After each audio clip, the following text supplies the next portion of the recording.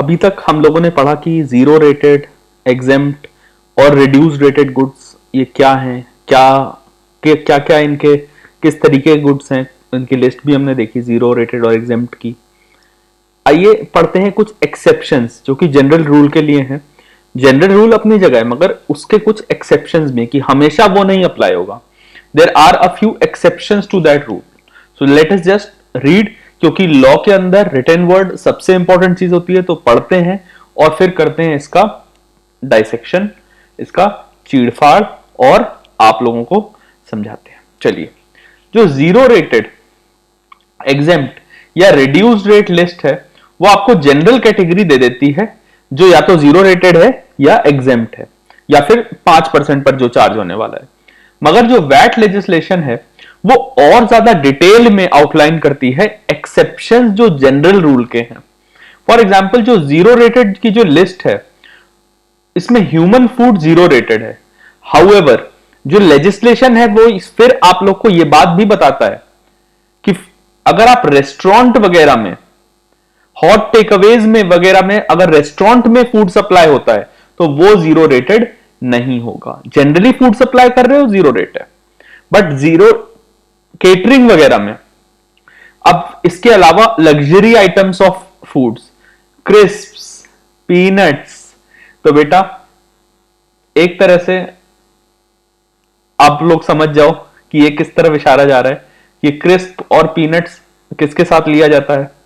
अगर उन चीजों के साथ में ले रहे हो, चॉकलेट, ये सब बड़े लोग, अमीरों के शौक है ना, चॉकलेट कवर्ड बिस्किट्स, ये सब भी जीरो रेटेड में नहीं आएंगे। एग्जेम्प्ट लिस्ट में हमें बोला गया है कि फाइनेंशियल सर्विसेज एग्जेम्प्ट है, मगर लेजिस्लेशन ये भी बताती है कि इसमें क्रेडिट मैनेजमेंट की सर्विस नहीं आती है। क्रेडिट मैनेजमेंट की सर्विस क्या होती है? जैसे आपका क्रेडिट स्कोर वगैरह देखना, उसको मैनेज करना, वो कैसे ऊपर जाए, कैसे क्रेडिट स्कोर को बढ़ाया जाए, वो सारी चीजें क्रेडिट मैनेजमेंट का पार्ट है, तो वो इसमें नहीं आती हैं। एक्सेप्ट अगर क्रेडिट मैनेजमेंट वो इंसान कर रहा है जिसने क्रेडिट दिया है। मतलब अगर आप ये समझ लो कि अगर बैंक ही, जनरल रूल क्या है? जनरल रूल ये कहता है कि आपकी फाइनेंशियल सर्विसेज, जनरल रूल का कहना है कि आपकी फाइनेंशियल सर्विसेज एग्जेम्प्ट है। तो जनरल रूल बड़ा साफ कहता है कि फाइनेंशियल सर्विसेज एग्जेम्प्ट है, मगर यहां पर एक्सेप्शन क्या है? एक्सेप्शन है क्रेडिट मैनेजमेंट। ठीक है, कुछ एजेंसीज ऐसी होती हैं वो आपका क्रेडिट स्कोर पता करेंगी, आपका क्रेडिट मैनेज करेंगी, आपका सिबिल बढ़ाएंगी। ठीक है, आपका जो क्रेडिट स्कोर होता है उसको बढ़ाएंगी। तो ये कहते हैं कि ये एक्सेप्शन है, दिस इज नॉट एग्जेम्प्ट, ये एग्जेम्प्ट नहीं है। तो ये एग्जेम्प्ट नहीं है। बट अगर ये समझो कि जो बैंक है, अगर जो बैंक है वो ही, बैंक ने आपको क्रेडिट दिया, ठीक है, मिस्टर शर्मा को क्रेडिट दे दिया, शर्मा जी को बैंक ने उधार दे दिया, लोन दे दिया, और शर्मा जी का क्रेडिट मैनेजमेंट भी बैंक कर रही है, तो इनका कहना है कि ये जो क्रेडिट मैनेजमेंट है ये एग्जेम्प्ट रहेगा। ठीक है, तो यहां तक की बात क्लियर है, राइट? आइए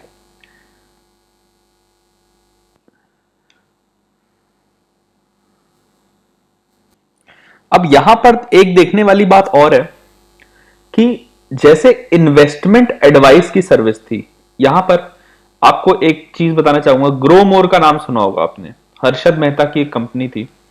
ठीक है, हर्षद मेहता की कंपनी थी। हर्षद मेहता की कंपनी क्या करती थी? एडवाइस देती थी लोगों को।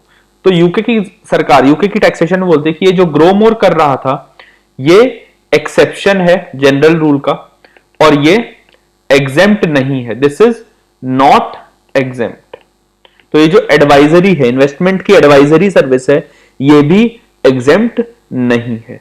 पहला क्रेडिट मैनेजमेंट, दूसरा एडवाइजरी सर्विस, ये भी एग्जेम्प्ट नहीं है। अब लैंड एंड बिल्डिंग एक बड़ा ही कॉम्प्लेक्स सा टॉपिक है, तो इसको समझने के लिए आइए ये समझते हैं कि कौन कौन सी तरह की लैंड एंड बिल्डिंग होती है। देखिए, अगर तो आपने घर बनाया, राइट। अगर तो आपने घर बनाया, ठीक है, अगर आप होम बनाते हो, होम घर बना करके ये बायर्स को सेल करते हो, राइट, अगर घर बना के बायर्स को सेल करते हो तो बेटा सरकार ये कहती है, ब्रिटेन की सरकार, यूके की सरकार ये कहती है कि ये पूरी तरह से एग्जेम्प्ट है। So this is a exempt service. चलिए लेके चलते हैं रिटर्न वर्ड पर आपको और पढ़ाते हैं। देखो, sale of new homes are zero rated, ठीक है, sale of new homes are zero rated. मगर अगर आप ऐसे वो बना रहे हो, कमर्शियल बिल्डिंग बना रहे हो, ठीक है, अगर ऐसे करके कमर्शियल बिल्डिंग बना रहे हो जिसमें मॉल वगैरह है, ठीक है, शॉपिंग मॉल वगैरह बना रहे हो, ठीक है, यहां पर अपना बढ़िया पूल वूल बना दिया, होटल मॉल, होटल हो गया, मॉल हो गया, इस तरह का कोई कमर्शियल रियल एस्टेट का काम कर रहे हो, तो ये जो है ये काम, ये कमर्शियल बना करके सेल कर देते हो अगर बायर्स को, तो ये काम स्टैंडर्ड रेटेड है, ये काम स्टैंडर्ड रेटेड है, राइट। तो इस पर स्टैंडर्ड रेट लगा रखा है। घर बनाओगे, लोगों को दोगे तो वो एग्जेम्प्ट है, और अगर कमर्शियल होटल बना रहे हो, मॉल बना रहे हो, इस तरह का कुछ बना रहे हो, और फिर लोगों को, फिर मतलब अब होटल वगैरह कौन खरीदता है, बड़े बड़े चेन्स वगैरह खरीदते हैं, तो बोलता है कि अगर ये सेल कर रहे हो तो इस पर स्टैंडर्ड रेट 20% का हम लगाएंगे, बोलता है कि 20% का स्टैंडर्ड रेट लगाएंगे।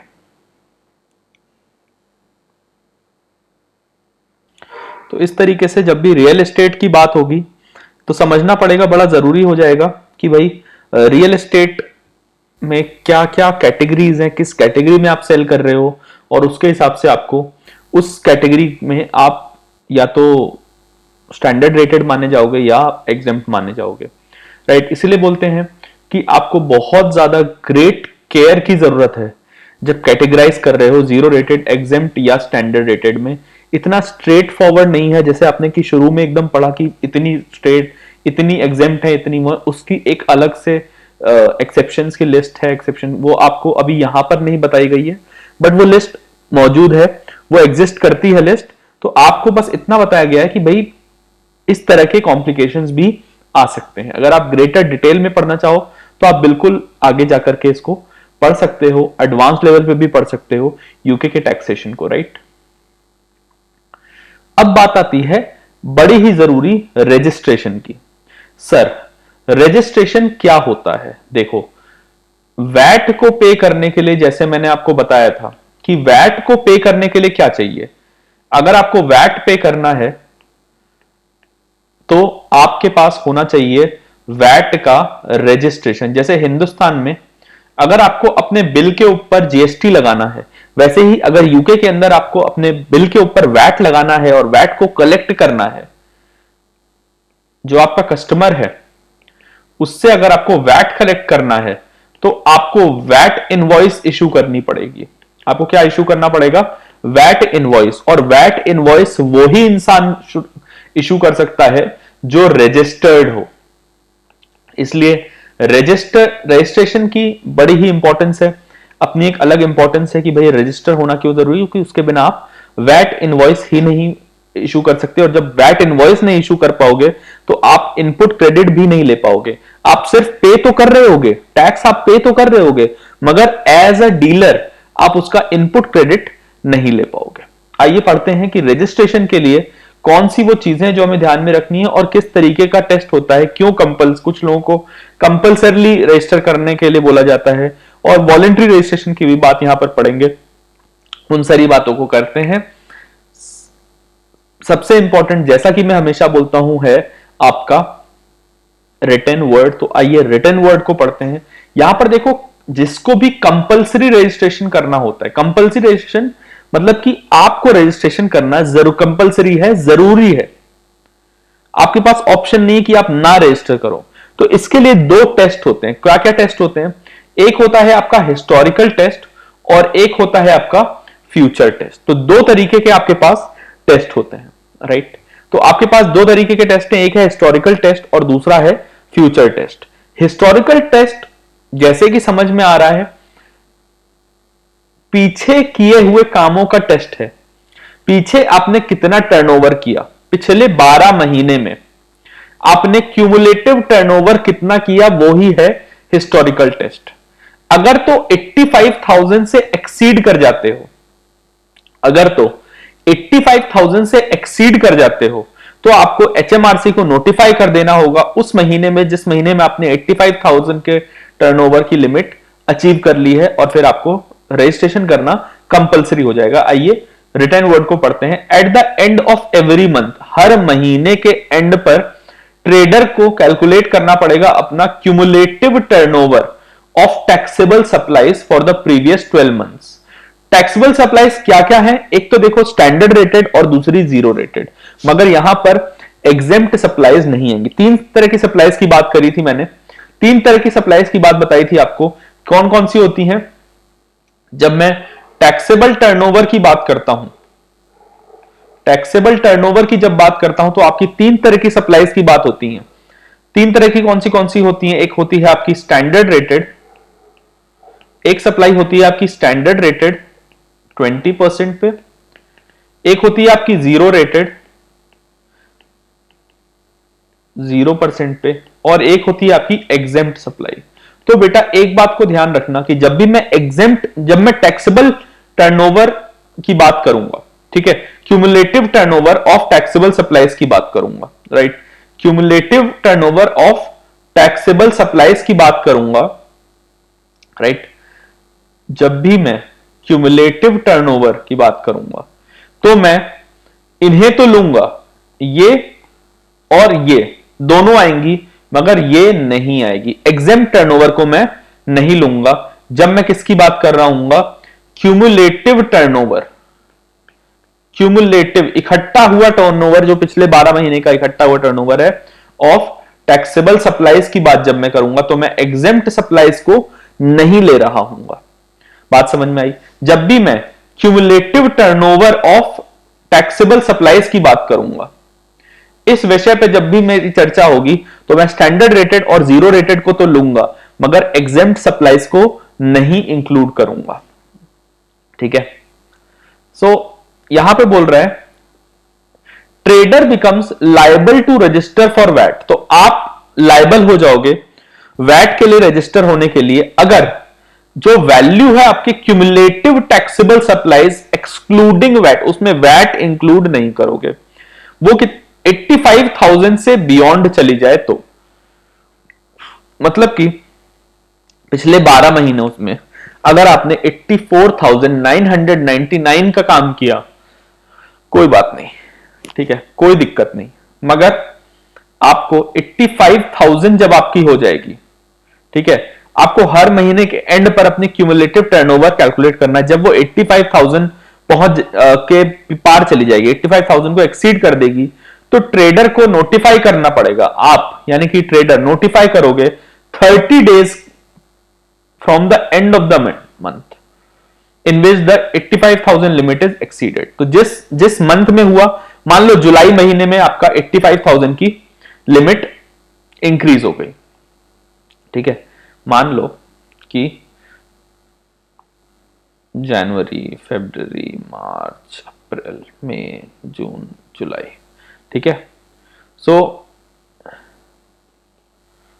जैन, फेब, मार्च, अप्रैल, मई, जून, जुलाई, अगर इस महीने की मान लो 13 या 14 तारीख को आपकी 85,000 की जो लिमिट है, जो आपकी 85,000 पाउंड की लिमिट है, वो एक्सीड हो जाती है, तो आप इसके एंड से 30 दिन, विद इन 30 डेज, तो with in 30 days of the end, मतलब 31 जुलाई के 30 दिन के अंदर मतलब समवेयर अराउंड 30th ऑफ अगस्त तक आपको एचएमआरसी को नोटिफाई कर देना होगा।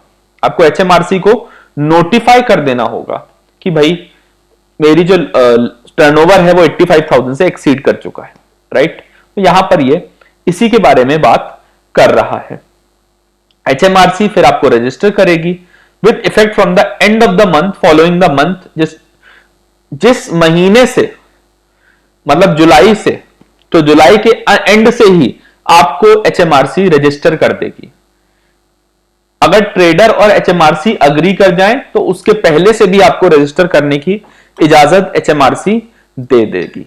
रजिस्ट्रेशन जो है इस रूल में रिक्वायर्ड नहीं है अगर HMRC को लगता है कि जो ट्रेडर की सप्लाईज हैं वो अगले आने वाले साल में 83,000 को एक्सीड नहीं करेंगी।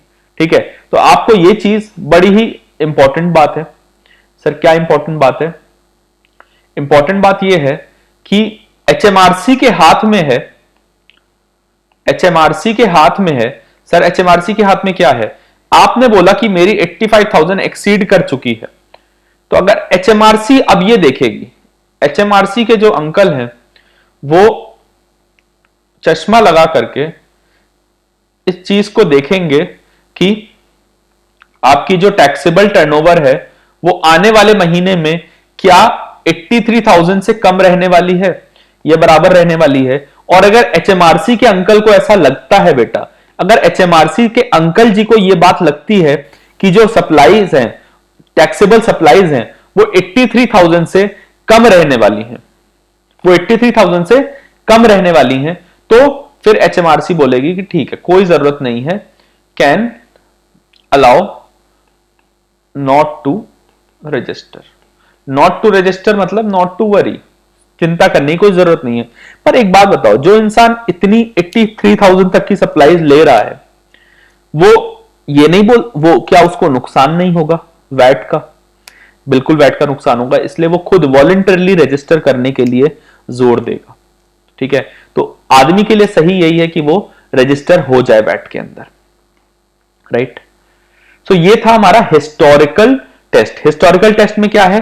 पिछले 12 महीने में कैलकुलेट करो, पिछले 12 महीने में क्या, अब 85,000 हर महीने के एंड में कैलकुलेट करो कि क्या पिछले 12 महीने में मैंने 85,000 की सप्लाईज कर दी, और अगर कर दी तो फिर HMRC को नोटिफाई करो with in 30 days of the end of the month, जिस मंथ में आपकी 85,000 की सप्लाईज एक्सीड हो जाती है। तो ठीक है, तो ये बात हुई हिस्टोरिकल टेस्ट की।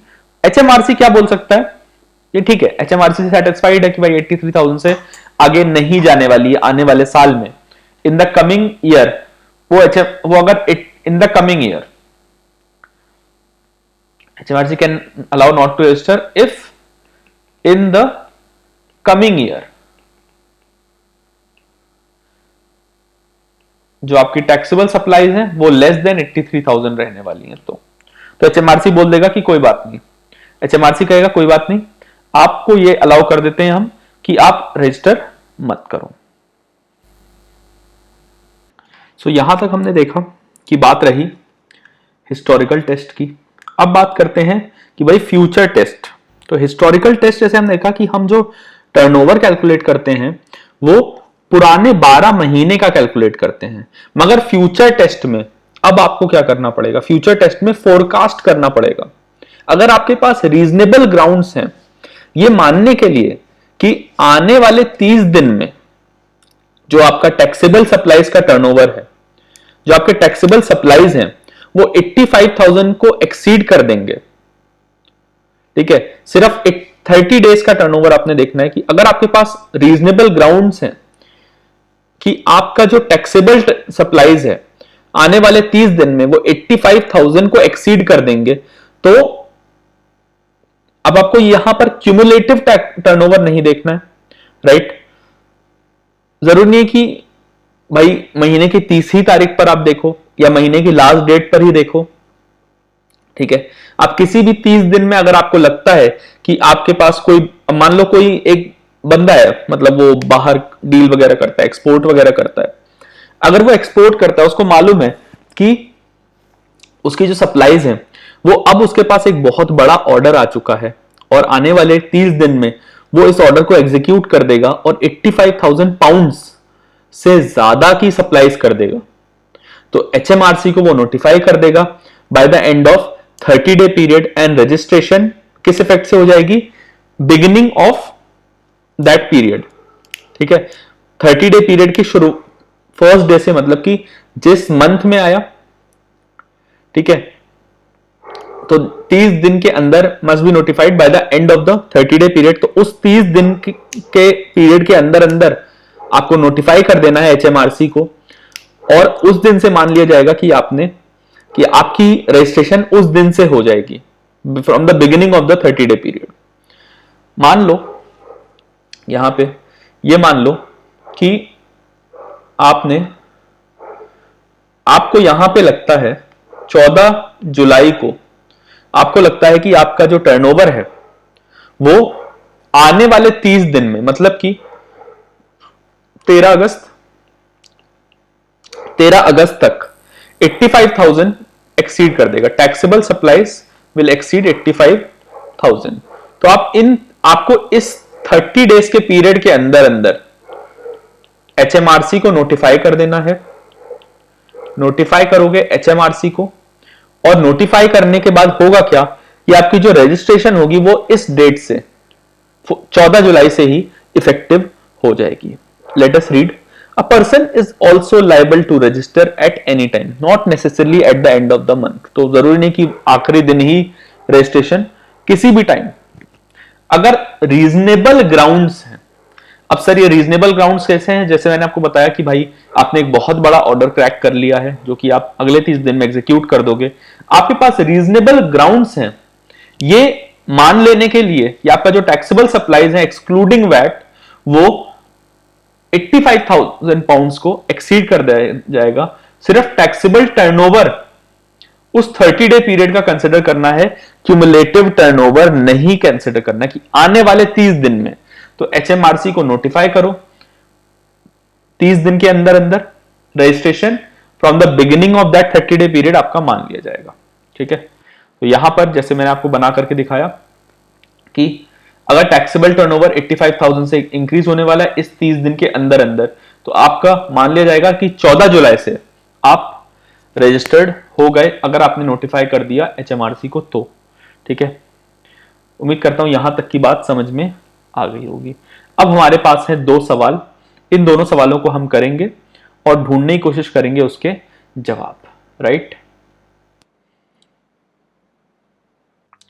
सो यहां पे देखिए, Fred started to trade cutlery on 1 January 2019। Sales were 8,000 a month for the first 9 months, then 8,500 a month thereafter. From what date should Fred be registered for VAT? ठीक है, तो इसके लिए हमें क्या करना पड़ेगा, हमें चलना पड़ेगा अपने एक्सेल की तरफ और इसको एनालाइज करना पड़ेगा कि भाई कब इनकी 85,000 की जो सेल्स हैं वो इन्होंने कब थ्रेशहोल्ड क्रॉस कर दिया। तो आइए चलते हैं एक्सेल की तरफ और इस क्वेश्चन को करते हैं। अब इन्होंने जो सेल करनी शुरू करी है 1 जनवरी 2019 से, तो जनवरी टू 9 मंथ्स, जनवरी फरवरी मार्च अप्रैल मई जून जुलाई अगस्त सितंबर, जनवरी टू सितंबर, कितनी सेल है इनकी 8,000 per month. So 8,000 into 9 72,000। Then अक्टूबर में कितनी सेल हुई, मिनट तो बड़ा अलग कर लेते हैं। देन अक्टूबर में कितनी सेल होती है, यहां तो 72,000 है। ठीक है, अक्टूबर में कितनी सेल होती है 8,500। इसका क्यूमुलेटिव टोटल देख लीजिए 72,000 प्लस 8,500, अभी भी 85,000 नहीं रीच हुआ है। देन नवंबर में कितनी सेल होती है वो देख लीजिए। सो नवंबर में जो सेल हुई है वो 8,500 की हुई है। सो अब आप देखोगे कि क्यूमुलेटिव टोटल 85,000 को नवंबर में थ्रेशहोल्ड क्रॉस हो गया है। सो अगर आपको ये पता लगाना है कि अब इनकी लायबिलिटी कब से है, तो 30 दिन from the end of the month. So 30 days from the end of the month in which threshold is achieved. तो जिस महीने में थ्रेशहोल्ड अचीव कर दिया उसके एंड से 30 डेज। सो नवंबर के एंड से, तो 30th नवंबर प्लस 30 डेज कितना हुआ, इट इज नवंबर आखिरी 30th नवंबर आखिरी दिन होता है नवंबर का, so it becomes 30th of December, right. तो 30th ऑफ डिसंबर से इनको क्या करवाना पड़ेगा, इनको अपनी लाइबिलिटी आ जाती है नोटिफाई, ठीक है, नोटिफाई करना पड़ेगा, notify HMRC and registration on 1st जनवरी, ठीक है। सो रजिस्ट्रेशन हो जाएगा 1st जनवरी से, राइट, 1st जनवरी 2020 से इनका रजिस्ट्रेशन भी हो जाएगा। जैसा कि हमने पढ़ा था कि पास्ट वाला जब टेस्ट होता है, हिस्टोरिकल टेस्ट जब होता है, राइट, तो हिस्टोरिकल टेस्ट में क्या होता है कि आप 12 महीने का देखते हो, पिछले प्रीवियस 12 महीने में जब भी आपका वो 85,000 पाउंड्स का जो टर्नओवर है, 85,000 पाउंड्स का टर्नओवर जब भी एक्सीड हो जाएगा, राइट, नोटिफाई करना है within 30 days, HMRC with effect from the end of the month following the month. So अगर आप यहां पर देखो, यहां पर बिल्कुल क्लियरली लिखा हुआ है कि with effect from 30 days from the end of the month in which 85, ठीक है, HMRC will register the trader with effect from the end of the month following the month, जिस मंथ में, तो अगर इस केस में नवंबर में काम हुआ है, नवंबर, ठीक है, तो नवंबर, तो ये यहां पर क्या लिखा हुआ है कि from the end of the month following the month, so नवंबर से एक महीने बाद दिसंबर 31 दिसंबर, तो यहां पर ये 1st जनवरी से रजिस्टर हो जाएंगे। तो फॉलोइंग द मंथ क्या साफ साफ लिखा है, HMRC will register the trader with effect from the end of the month following the month.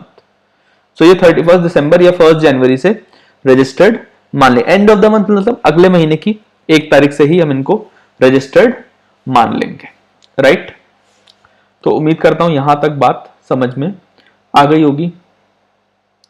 अगला क्वेश्चन है कि Constant Limited started to trade on 1st February 2019 with sale of goods as follows. So goods A standard rated, goods B है 0 rated. 1st जून पर इन्होंने contract sign किया। अब ये अभी जो था ये हिस्टोरिक टेस्ट था, ये आपका हिस्टोरिक टेस्ट था, राइट, ये आपका था historic test.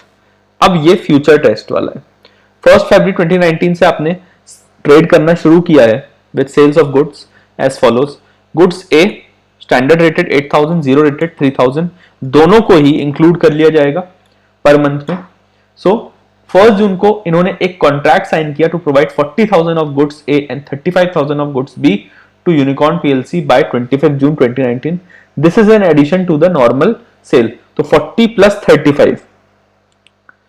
This is an addition to the normal sale. तो normal sale तो हो ही रही है, but it is an addition to normal sale. तो यहां पर ये देखने वाली बात बड़ी इंपॉर्टेंट हो जाती है कि अगर आप 8 और 3 11, सो आप ये समझो कि 1st जून को मुझे ये मालूम था, on 1st